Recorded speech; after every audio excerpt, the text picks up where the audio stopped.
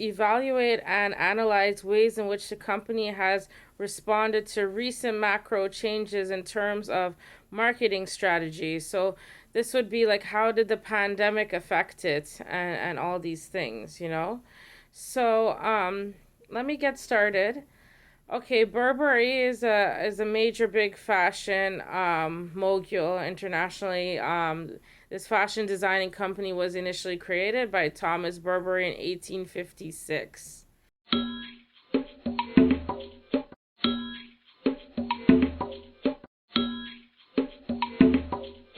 COVID-19 had a major impact around the world. This company has still been successful with its brand, durability, and quality that they offer. Their standards are pretty high. Burberry offers unisex clothing, also culturally, you could wear them, headscarf, a trench coat, and yeah, for extreme weathers, they have winter puffers, they have bags for laptops, and so forth, you know. Political and economical factors. Is it a bust or a boom? I would say it's more of a boom because I have researched and I found that Burberry has grown to be one of the most valuable luxurious brands around the world. Famous for its signature plaid pattern and trench coat.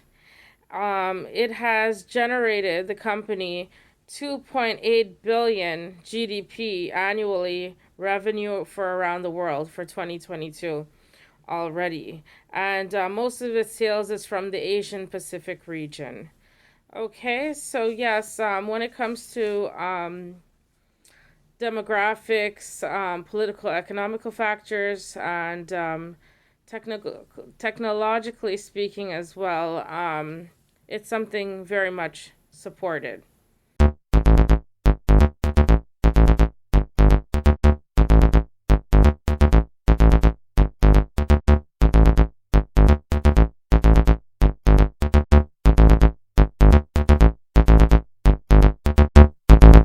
A graph here that I'm showing Burberry statistics of revenue from 2015 to 2022. I got this from Statista.com. It has men, women, and children, the products that are offered, and what's being sold most. You could see mostly women's products, maybe the wallets, the bags, the shoes, yes, and so forth. Does Burberry make it? You know, do they reach up to par with other companies like Prada, Louis Vuitton, Chanel, Gucci when it comes to one, global, number two, market selection, three, market entry, four, market mix, and lastly, marketing organizations. So I have some answers there when compared to other organizations. I'm on slide 5 now. Okay.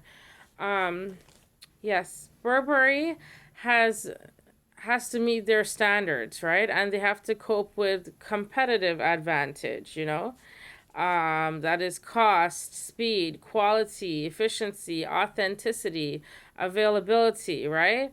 How am I going to get this product manufactured? How am I going to get the materials, access to certain materials that they use, you know, fabric and so. I'm glad that they also use recycled fabric, and they're also in keeping with climate change and all these things. How do I go about processing all of this? Do I have enough labor force? Um, will all this stuff be manufactured in time? You know, all these things a big major company like this has to think of. You know.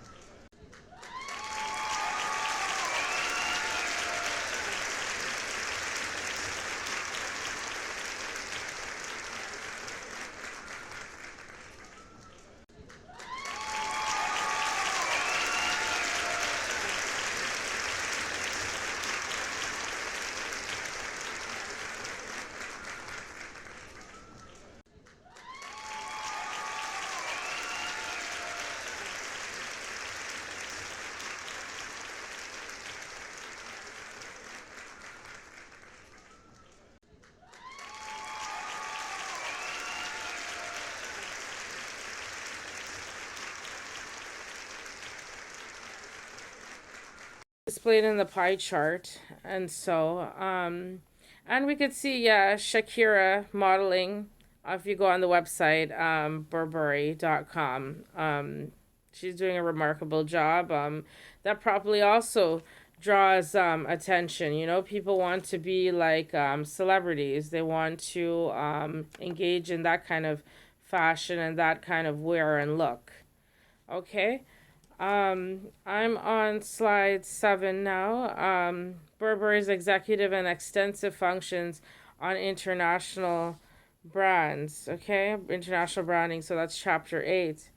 Um, so okay, a brand is a name, and like you should live up to that name. So I believe Mr. Thomas Burberry, he set a well good example with his small shop that expanded internationally, globally. He's left a legacy, and so have has the company has been expanding well with employees, and so they've been doing a great job with the attributes of offering outdoor gear. You know, for it's 100% safe. Well, that's that's what's said. Um, Benefits of wearing Burberry. There, it's like indefinitely, like it lasts you very long. That's why you pay the price for it, right? It's quality over quantity. Yes. It has for all ages, all groups, male, female, and does the garments like do they suit your personality? Yeah, they have like a neutral color, like something what I'm wearing here right now. And yes, they're um they're well known for their plaid and neutral colors. And lately they got into the rainbow plaid to support LGBTQ. Also bling, and yeah, you could see them on Paris Fashion Week and all around the world.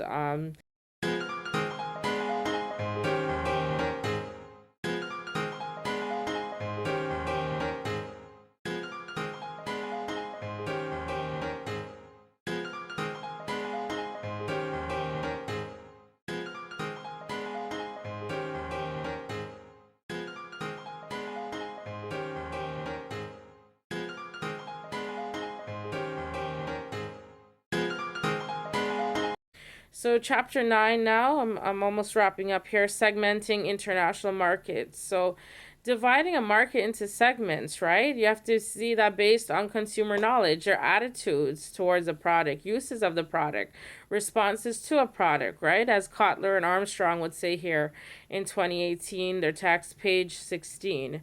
Um, we look at the psychographic way people look at things like what do they prefer, right? Do they prefer cricket World Cup or do they prefer FIFA? Do they prefer Burberry or Versace, right? Or Versace bags? Demographic, right? If you want to keep up to standards, maybe you live in a high end society, you want to model these things and you want to wear them, you want to look good. And so, do you want to fit in, right? And last one, behavioral segmentation. Okay, that trench coat that they're internationally known for. I'm even thinking about maybe owning one someday. 10 global customer behavior. Okay.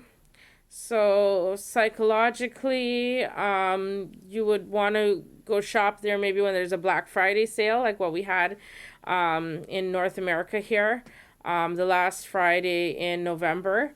And then marketing, it's a stimulating demand and supply. They've done pretty well over the years. I have stats and so in the slides and so to support what I'm saying. Culturally, yes, they're known to upkeep their name and stick with the behaviors of society, and so. And yes, I must conclude here now that Burberry is something that people like. They look at quality over quantity. Even though you're spending your money, it's something that you should spend your money towards that would last a very long time. People wear them in commercials. Their products and their service, and so it's very much appreciated all over the world. Okay.